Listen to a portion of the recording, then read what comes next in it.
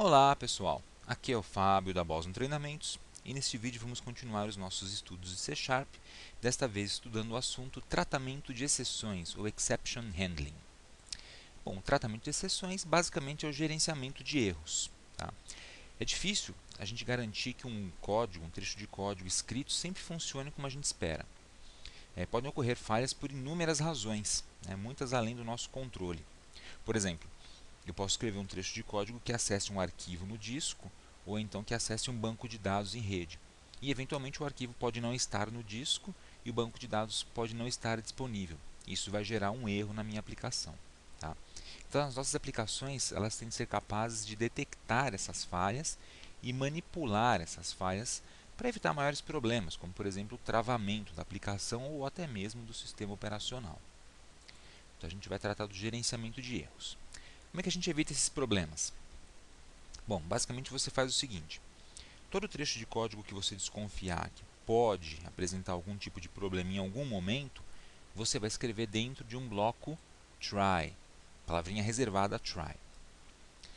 Os erros que você julga que possam vir a ocorrer, que a gente vai chamar de exceções, as exceções você vai tratar dentro dos manipuladores catch. Então, catch é outra palavra reservada.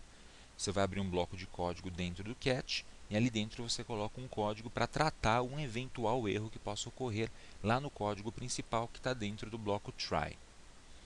E opcionalmente você pode acrescentar no final um bloco finally com um código qualquer que vai ser sempre executado independente do código no bloco try funcionar ou não.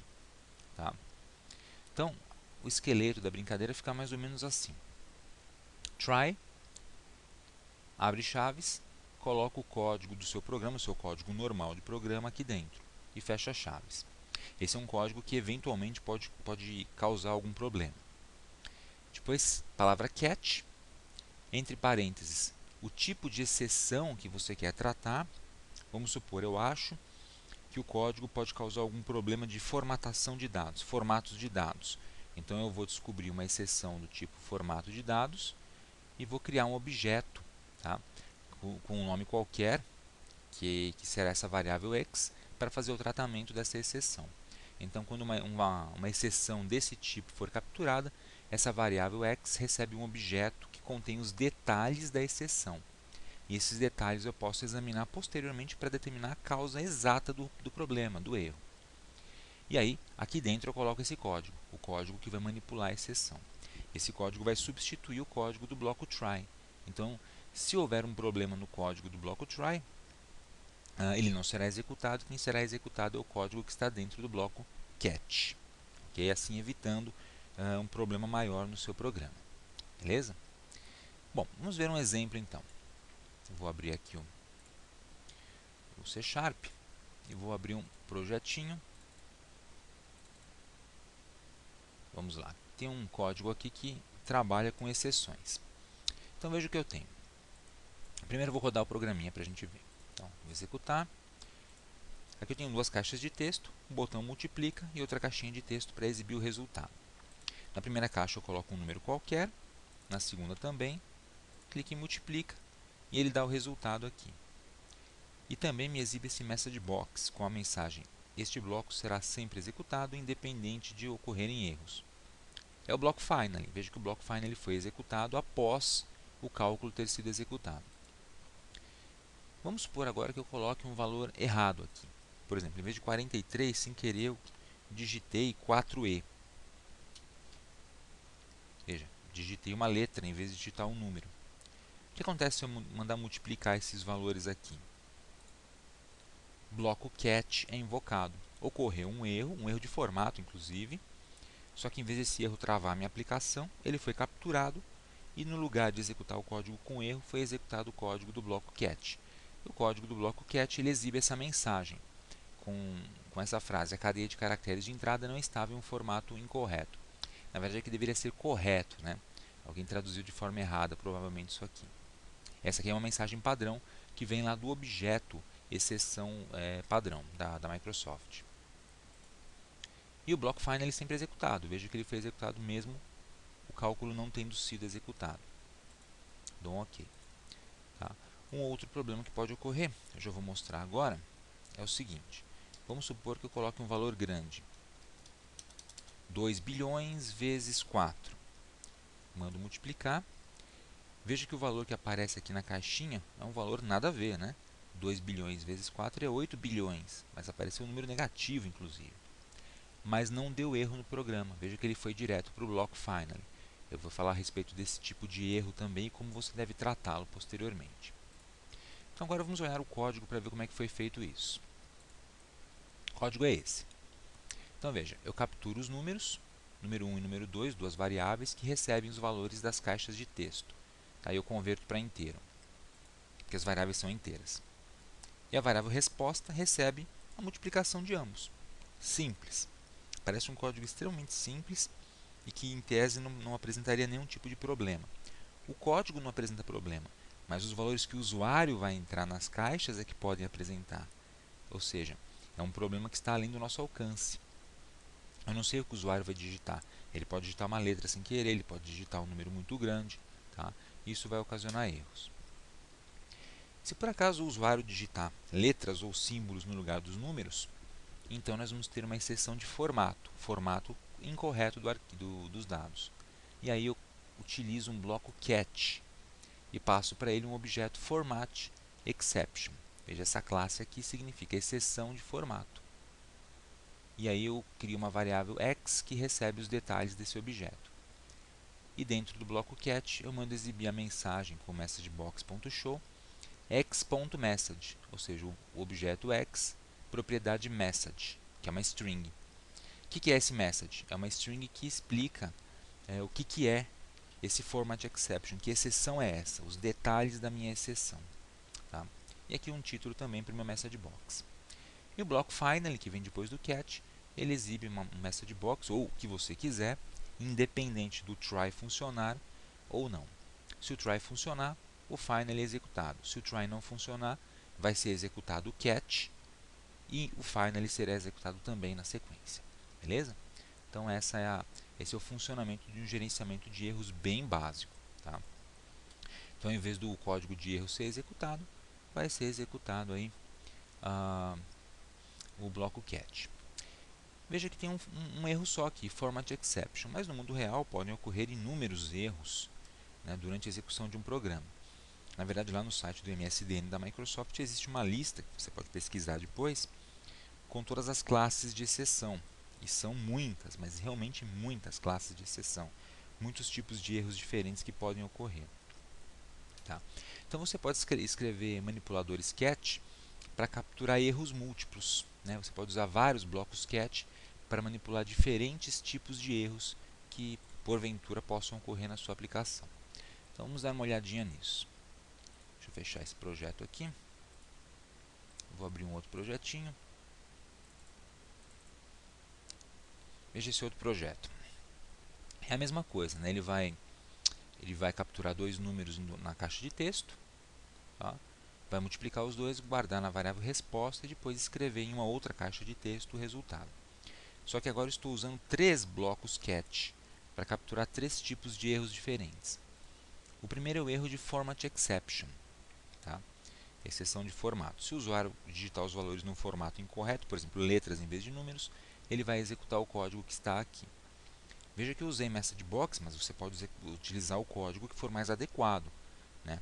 Por exemplo, fechar uma conexão de um banco de dados, abrir um arquivo alternativo, fazer um cálculo diferente. Depende de como você precisa tratar a sua aplicação. Depois eu coloquei um outro manipulador, Overflow Exception. O Overflow Exception ele captura erros de estouro. Se o valor que o usuário executou é muito grande, né, entrou é muito grande e estoura o que cabe dentro da variável, ele vai executar esse bloco catch e não o primeiro. Então o próprio C# ele já sabe qual é o erro que ocorreu e executa o bloco catch adequado. E se ocorrer algum erro diferente, que não seja de formato nem de overflow, nós temos o objeto exception. Né? Essa classe exception é para erros gerais, erros desconhecidos. Eu não sei que erro é, não consegui capturar com nenhum bloco catch anterior, então eu vou executar esse código aqui para evitar travamento da minha aplicação. Tá? Essa classe exception, caso você utilize no bloco catch, fica sempre por último na lista de blocos cat, ok? E aí um erro desconhecido, terceiro bloco cat. E o bloco finally, que é opcional, vai sempre ser executado, tá? Você não, só vai utilizar o bloco finally se você precisar de um código que sempre seja executado. Então vamos executar essa aplicação aqui. Start, vou colocar lá um valor qualquer, 30 vezes 20. Então valores normais, multiplica e beleza, funciona, o bloco finally está ali. Vamos supor que em vez de 20 o usuário se confundiu e digitou 2O. Olha lá, sem querer ele confundiu a letra com o número e colocou 2O.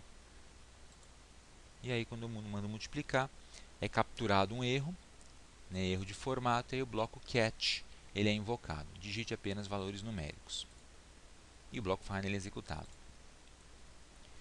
Vamos supor agora que em vez disso o usuário tenha feito 30 vezes 2 bilhões. Multiplica, foi direto para o bloco finally, mas veja só, problemão, hein? Apareceu um número negativo aqui. Que problema é esse? Bom, o negócio é o seguinte. Estou trabalhando com números inteiros aqui, variáveis inteiras. O C Sharp, no C Sharp é muito comum cálculos com aritmética de inteiros, né? Fazer aritmética de inteiros. Na verdade, extremamente comum. É tão comum que o compilador aqui ele já não verifica o overflow, né, o estouro de valor, em cada expressão calculada, por motivos de performance. Então, quando eu executo esse código que deveria gerar um erro, esse erro não é gerado, né, porque ele não é verificado, o compilador não verifica. Então, ele faz um cálculo qualquer e exibe um resultado qualquer, né, por motivos de performance. Esse é o erro de estouro.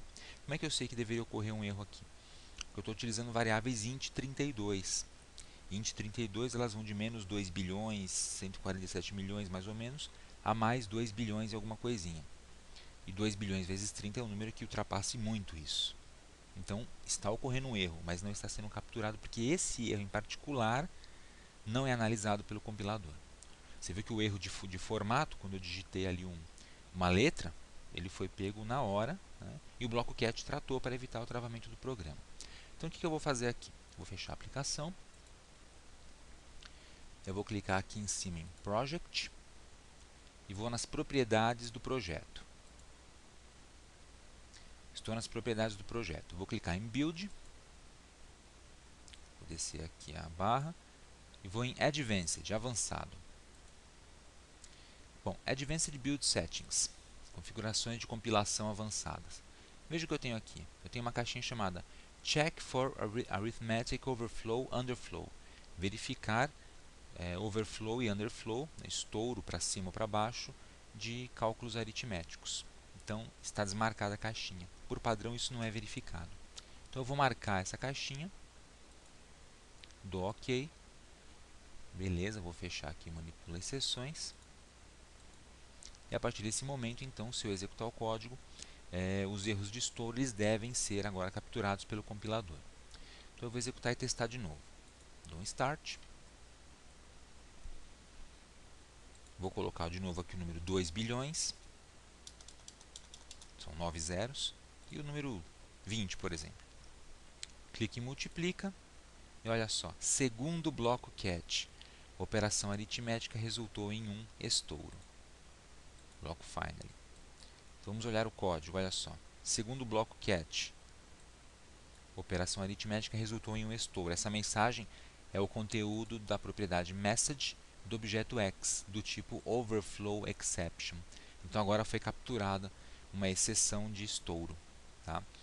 E ela foi tratada exibindo essa mensagem no lugar do cálculo em si, tá? Então vou executar mais uma vez só para a gente rever. 2 bilhões, certinho, vezes 25. Multiplica, capturou e veja, aqui na caixa de resultado não aparece nada. O cálculo não é feito, ele é substituído pelo código que está dentro do bloco cat. E assim você protege a sua aplicação. Beleza? Então é isso aí, você consegue capturar qualquer tipo de exceção dessa forma. Bom, agora a dúvida que fica é, como é que eu sei quais são as exceções, né, os erros que podem ocorrer numa aplicação? Você vai fazer o seguinte, vamos aqui dentro do C Sharp mesmo, dá um Ctrl Alt E no teclado, Ctrl Alt E, ele vai abrir aqui exceções, olha que legal. Tá? A gente tem aqui um item Common Language Runtime Exceptions, são as exceções em tempo de execução comuns. Você vai expandir e aí ele mostra para você uma lista com as classes de exceções existentes. Veja que são muitas, né? A gente vai expandir, por exemplo, o System, a primeira delas, e aqui dentro você tem System.formatException, por exemplo, que a gente viu na nossa aplicação, e o System.overflowException, que também vimos na nossa aplicação. E aí é consultar o MSDN no site da Microsoft para visualizar e estudar as exceções existentes para que você conheça mais algumas e possa empregar aí na sua aplicação. Lógico que são muitas, são centenas e centenas de exceções, não dá para conhecer todas, mas você já sabe onde encontrar agora os nomes das exceções disponíveis no seu sistema, ok? Então é Ctrl Alt E e aí é só expandir Common Language Runtime Exceptions, beleza? Então é isso aí. Nesse vídeo vocês aprenderam como manipular exceções de forma básica, utilizando um bloco catch ou múltiplos blocos catch, tá? E o bloco try. E também aprendeu que você pode colocar um bloco finally ou não. Se você tirar o bloco finally daqui, obviamente o código continua funcionando normalmente, só que agora sem executar aquela caixinha adicional no final, que é o código que sempre é executado, ok? No próximo vídeo nós vamos falar sobre checked e unchecked. Tá? Nesse vídeo de hoje, você viu que eu tive que ir às propriedades do projeto para poder ativar aquela caixinha de opções que permite ao C Sharp capturar a exceção de estouro. Só que agora esse projeto captura essa exceção de estouro em todas as partes dele, em todos os cálculos. E então o estouro de números inteiros fica sendo monitorado sempre que o código for executado. Isso pode causar problemas de performance. Tá? Então, às vezes é interessante que você só faça checagem de erro de estouro em cálculos de inteiros quando ele realmente puder ocorrer. Digamos que eu coloquei ali naquelas caixas de texto algum tipo de validação que impeça o usuário de digitar números muito grandes ou números pequenos. Então, nunca vai ocorrer o erro de estouro. Tá? Então, você pode utilizar comandos como checked e unchecked para determinar em quais trechos do código realmente deve ser feita a verificação dessa classe de erros de estouro, ou não. Tá? Isso eu vou falar no próximo vídeo. Tá? Já para as outras exceções comuns, como Format Exception e aquelas outras da lista, é só você trabalhar normalmente com o bloco try-catch, como nós vimos nesse vídeo. Ok? Então é isso aí, pessoal. Muito obrigado por assistir esse vídeo. Aproveite para acessar o nosso canal do YouTube e se inscreva no canal do YouTube e também para visitar o nosso website www.bosontreinamentos.com.br. Obrigado e até a próxima.